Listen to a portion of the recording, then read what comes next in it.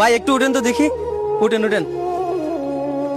এই বেড়ায় ঘোষণা দিছে পশ্চিমবঙ্গে কেউ গরুর মাংস খাইতেও পারবে না, বিক্রিও করতে পারবে না, গরু কুরবানি সম্পূর্ণ নিষেধ।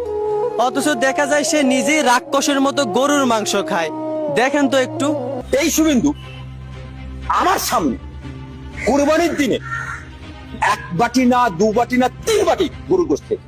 দেখছেন কত বড় বাটপার শালার পুত, নিজে 3 বাটি গরুর মাংস রাক্ষসের মতো পেট বইরা খায়, আর মানুষদেরকে নিষেধ করে গরুর মাংস খাইতে।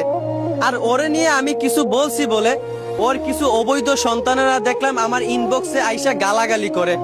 আমি বলি কি, ওহে অবৈধ সন্তানেরা, তোদের বাপ ক্ষমতায় আইসা তোদের উপকার করতেছে না, বরংস ক্ষতি করতেছে।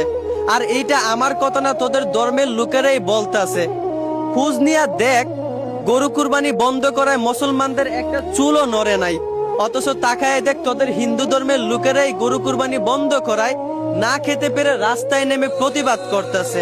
কারণ মুসলমানরা যদি গরু না কিনে, তোদের হিন্দু ধর্মের লোকেরা গরু বিক্রি করবে কার কাছে?